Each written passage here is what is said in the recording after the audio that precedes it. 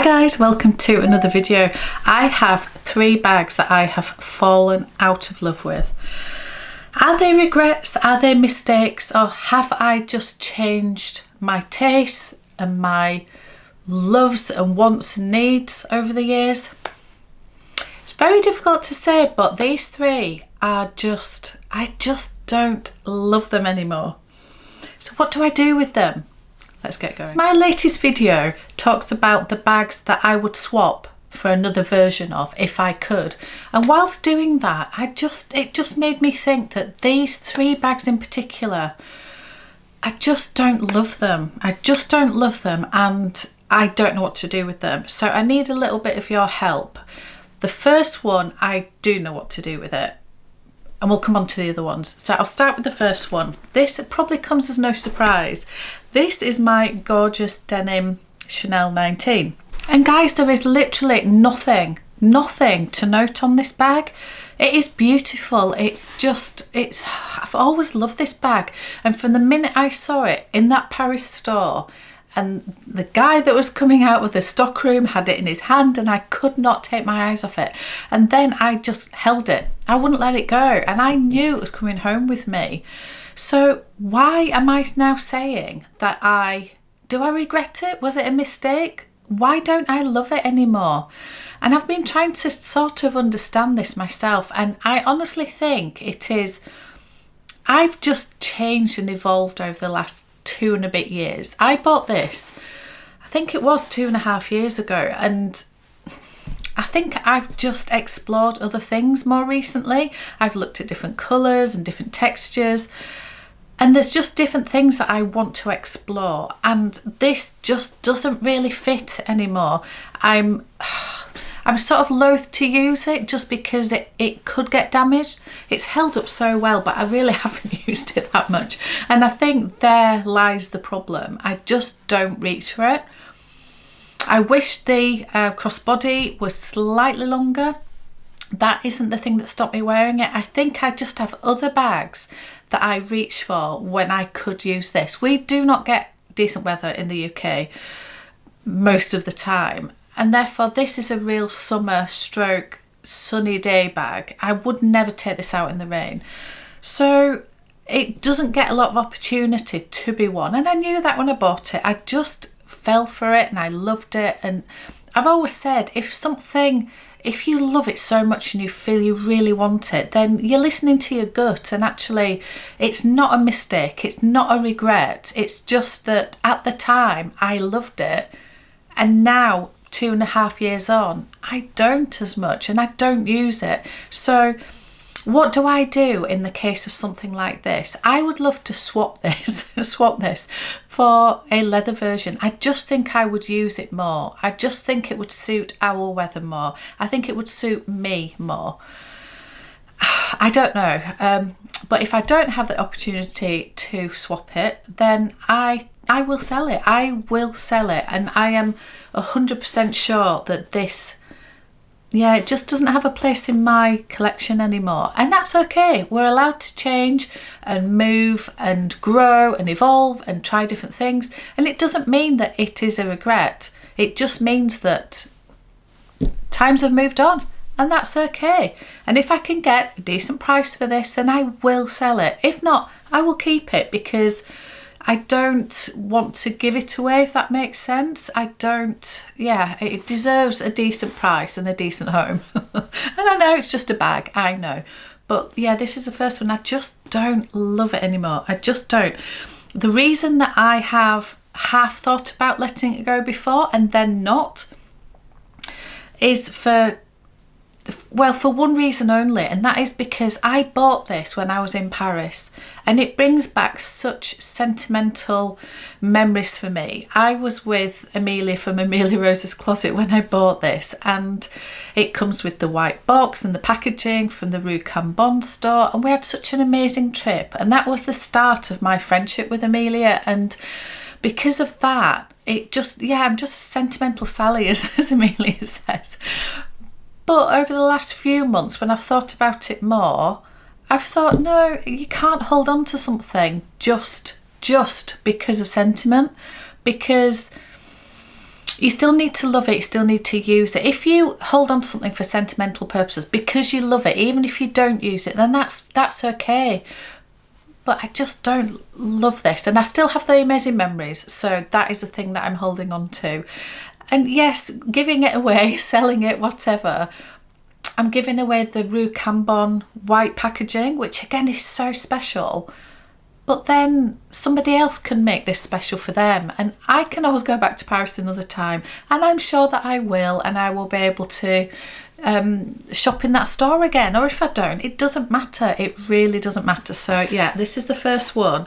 I just don't love it. Okay, so we've established that that was not a regret. It was not a mistake. It was bought with the right intentions at the time.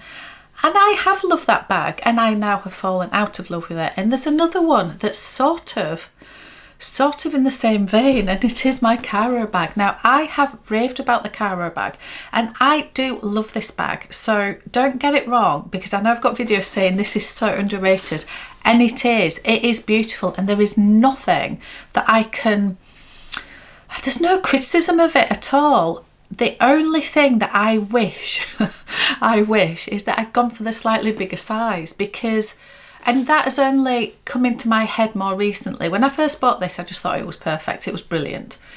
But then came along this one. So this is my mini rectangle from Chanel, obviously in the Beautiful Caviar. And I found this pre-loved at Bag Easter, and this has become one of my absolute favourite bags of all time. I absolutely adore this bag, and I can't even put my finger on why. I do love Caviar. I think it's a really good capacity for a mini bag. It's a nice crossbody length, and the colour is very neutral, but there's something about it. It is just me. And I was so thrilled to get my hands on this. And I think what has happened in my brain, as my brain works, is these are similar sizes. You can see they're not exactly the same, but the capacity of them is very similar, because much as this looks slightly bigger, the leather interior of this, and you can see that it tapers in. So let me just show you. Because this tapers in less than the mini rectangle does, and then it's very, you just take all the bits out of it, it is fully lined.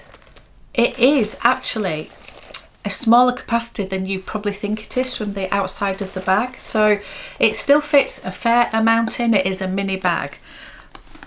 But I sort of feel like it fits a very similar amount to this one. And what I have found since I bought this one is I just gravitate to this one every single time. And I wish that I had a bag. And again, I have no gaps. I know, this sounds crazy. But when I bought my regular size baguette, which of course didn't work out for me because it was the wrong colour. I don't like the fact that it doesn't have a crossbody strap, and we've talked about that before. But the size of that bag I really liked. And I sort of in my head wished that I could find a colour in the baguette and then find a crossbody strap and everything else. And then I thought, if I'd have just bought this in the medium size rather than the small, and it isn't massively bigger, but it just gives you that extra bit of capacity, and that would have stood alongside this one then. So obviously when I bought this, I didn't have this, and I could have just stuck with this one and not bought this one, but I really wanted this one, and now I've got this. It's sort of made this one a little bit redundant, because as I say, each time I'm wanting a mini bag, I just go for this one. So if I could swap this, and we've talked about this before, but it's not that I've fallen out of love with the Caro, I just don't use this as I thought I would, and it's because of this one. So it's not a mistake, it's not a regret, because at the time this was the one that I chose, and I didn't have this one then. Things have then changed, and that's okay. That's okay. I'm not sure whether just to keep this one, whether to try to swap it for a slightly bigger one, or whether to sell this one and buy a bigger one, or just sit with things as they are and just see what happens, which is probably what I'll do. I believe that Dior bags just don't hold their value, and because of that, this is pristine. There is literally literally nothing to note on this. I have used it a couple of times and I do love it. The canage is beautiful. It's just beautiful.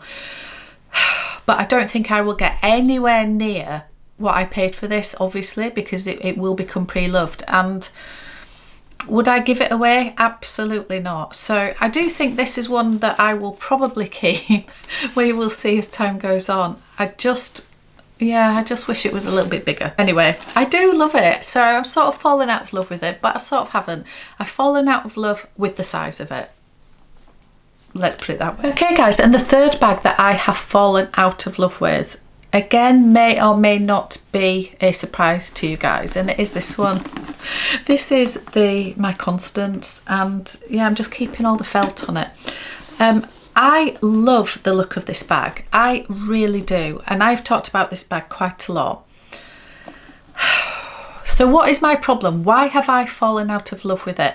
I was offered this. I was offered a couple of different Constances, and I waited till this combination came along, and I was offered this one because this was the exact combination that I wanted, in the Epsom leather in noir with gold hardware. It is an absolutely stunning bag, and I do honestly fiddle with it.